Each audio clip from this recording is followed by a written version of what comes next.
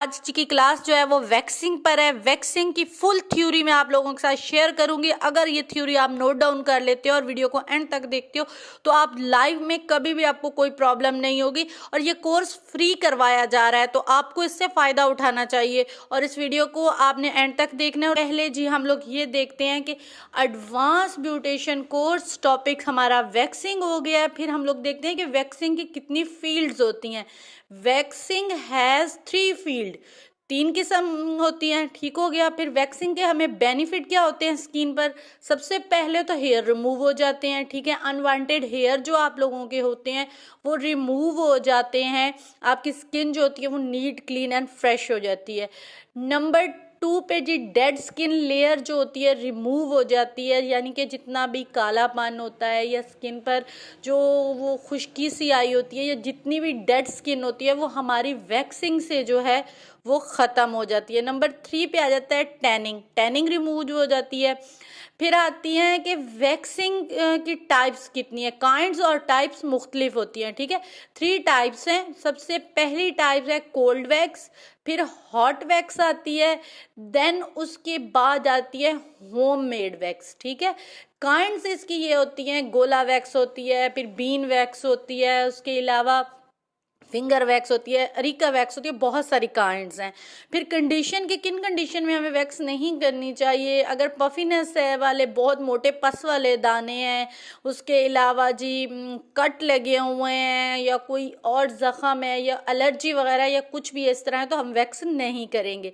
अच्छा जी, वैक्स क्यों की जाती है? इंसानी जिस्म पर कुछ हिस्से छोड़ के बाकी हर हिस्से पे बाल मौजूद होते हैं और इन गैर ज़रूरी बालों से छुटकारा हासिल करने के लिए जो ख़वातीन होती हैं वो मुख्तलिफ तरीके इस्तेमाल करती हैं। वो तरीके कौन कौन से हैं? नंबर 1 पर वैक्सिंग है, नंबर 2 पे थ्रेडिंग है, नंबर 3 पे लेज़र आ जाता है। फिर होम मेड वैक्स बनाने का जो मेथड है, वो जो फॉर्मूला है वो मैं आप लोगों के साथ शेयर करूँगी। फिर वैक्सिंग करने का तरीका बताऊँगी सही कि सही तरीका क्या है। उसके बाद जी मैं आप लोगों को एहतियाती तदाबीर बताऊंगी। अगर आप लोग अच्छी ब्यूटिशियन बनना चाहती हैं, पढ़ी लिखी ब्यूटिशियन बनना चाहती हैं तो आपको ये सारी चीज़ें पता होनी चाहिए।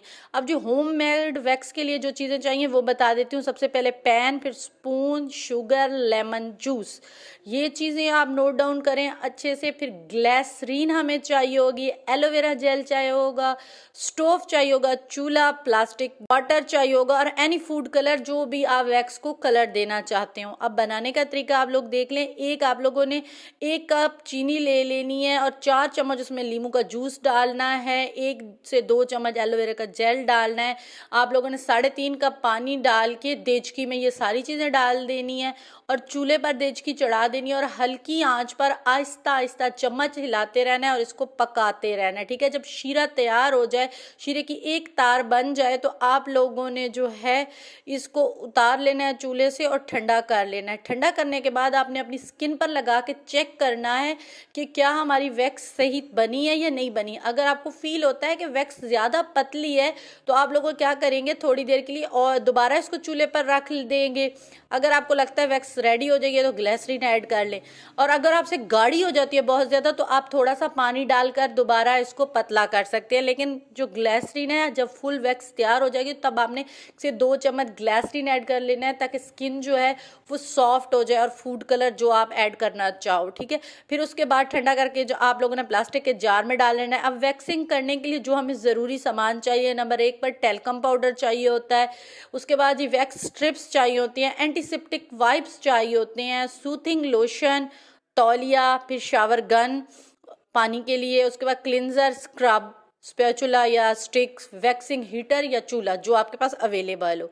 उसके बाद वैक्स करने का तरीका, सबसे पहले आप अपने क्लाइंट को वैक्स गाउन देंगे कि वो वैक्स गाउन पहन लें। ठीक है, अगर आपका जो क्लाइंट है वो प्राइवेट पार्ट्स पर आपसे वैक्स करवाना चाहता है तो जाहिर सी बात है आप उसे गाउन देंगे ताकि वो गाउन वो पहन ले। उसके बाद जिस जगह पर आपने वैक्स करनी है उसका अच्छे से जायज़ा ले लें कि उस पर कोई ज़ख़म तो नहीं है, कोई दाना तो नहीं है, इस तरह का कोई मसला नहीं है, कट वगैरह। ठीक है, उसके बाद ये आपने सबसे पहले अपने जितने भी आप लोगों ने उसमें आलात यूज़ करने हैं सबको सैनिटाइज़ करें, अपने हाथों को सैनिटाइज़ करें, ये मस्ट स्टेप है, ठीक है, ये ज़रूर करना चाहिए। एक अच्छी ब्यूटिशियन जो होती है उसको ये सारी चीज़ें पता होती हैं, हाइजीनिक रखना चाहिए, ठीक है। उसके बाद वैक्स करने के लिए बालों को गौर से देखें कि उनकी जो लेंथ है मतलब 1 इंच होनी चाहिए। अगर 1 इंच से छोटी होगी तो आपको वो रिजल्ट नहीं मिलेगा, आप बार बार स्ट्रिप खींचोगे, ज़ख्म होगी, सूजन हो जाएगी, ठीक है। वैक्स को पहले से गर्म करके आप लोगों ने रखना है, और जिस्म के हिस्से से पर आप क्लाइंट पर वैक्स लगा रहे हैं उसको आप पहले अच्छे से क्लिनजिंग कर लें, ताकि जितने मतलब डस्ट वगैरह है, चिकनाई वगैरह है, वो सारी रिमूव हो जाए, स्किन नीट एंड क्लीन साफ़ हो जाए, वैक्स करने में प्रॉब्लम ना हो। क्लिनजिंग के बाद अगर लगता है कि डेड लेयर अभी भी है तो फिर आप स्क्रबिंग कर लें। स्क्रब करने के बाद आप लोगों ने जहाँ पर क्लिनजिंग की थी, जहाँ से बाल रिमूव करने हैं, उसको तौलिए से खुश्क कर लें आप लोग अच्छी तरीके से, और वहाँ पर टेल्कम पाउडर लगा लें। टेल्कम पाउडर लगाने से बाल जो होंगे वो ऊपर की तरफ खड़े हो जाएंगे और वैक्स करनी बहुत ही आसान हो जाएगी आप लोगों के लिए, ठीक है।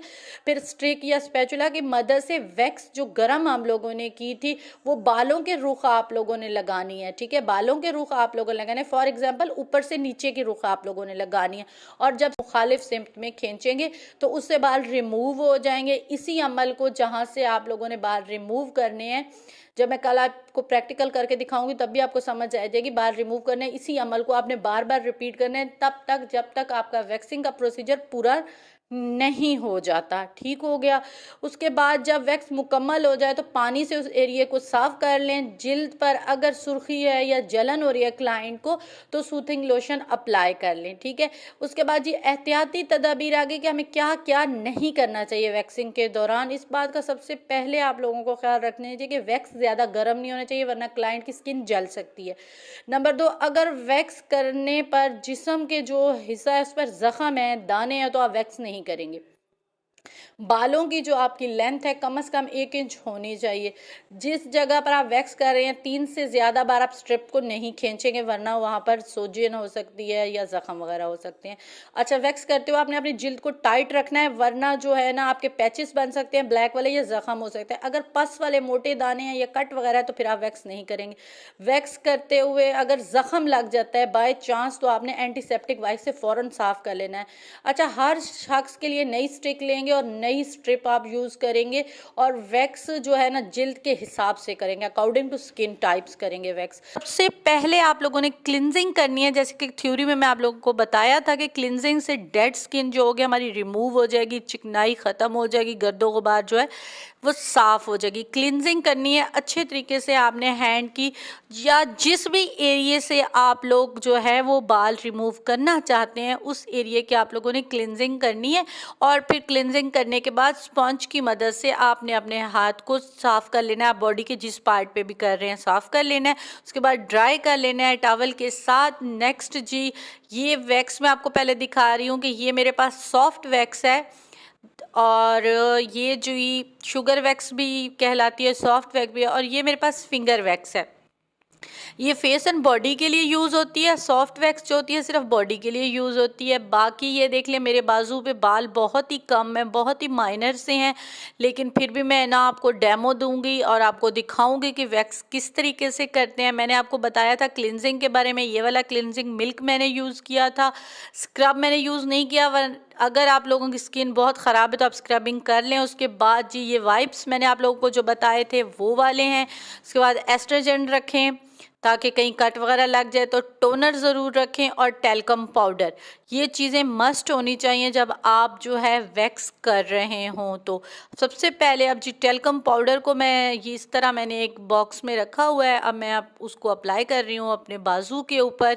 इस तरीके से टेल्कम पाउडर को आपने लगा लेना है। उसके बाद जी मैं फिंगर वैक्स यूज़ कर रही हूँ, आप जो भी वैक्स यूज़ करना चाहें, हलावा वैक्स, ब्राज़ीलियन वैक्स, अरिका वैक्स, हॉट वैक्स, जो भी आप करना चाहें, ठीक है। इस तरीके से स्पैचुला की मदद से मैं अपनी स्किन पर इसे अप्लाई करूंगी। ये फिंगर वैक्स है तो इसको इस तरीके से फिंगर के प्रेशर से आप लोगों ने रिमूव करना है। ये देखें बाल आपको नज़र आ रहे होंगे वीडियो में कि निकल रहे हैं, इस तरीके से आप लोगों ने करना है। और आप स्किन को टाइट रखना है, कोशिश करनी है कि आपकी स्किन टाइट होनी चाहिए इस एरिया पे, और इस तरीके से आप लोगों ने वैक्सिंग करनी है जब तक आप का जो वो एरिया है साफ़ नहीं होता जहाँ से आप बाल उतारें। इस तरीके से अब मैं पानी से साफ़ करके आपको अपना हाथ दिखाती हूँ। ये देखें, उसके बाद आपने इस तरह से दबाना ज़रूर है। अब इस बाजू पे बाल देख लें हैं और इस बाजू पे बाल बिल्कुल साफ़ हो गए हैं। अभी दोबारा मैं आप लोगों को दिखा रही हूँ कि इस बाजू पे बाल कितने हैं। बहुत ही कम है, बट इस बाजू पे बाल नहीं है। अब जो सॉफ्ट वैक्स है इसका डेमो मैं आपको अपनी लेग पर दूंगी, क्योंकि वहाँ थोड़े मेरे बाल जो हैं बड़े वाले हैं, तो वहाँ पे आपको इजीली समझ होएगी। इसको गर्म कर लेना है। मैंने ऑलरेडी इसको गर्म किया हुआ है। फिंगर वैक्स को गर्म करने की इतनी ज़रूरत नहीं होती, पर इसको मैंने गर्म कर लिया है। इस तरह से मैंने स्ट्रिप ले ली है और अब स्पैचुला की मदद से इसको मैं अपनी जो लेग है उसके ऊपर लगा कर अप्लाई करके दिखाऊंगी।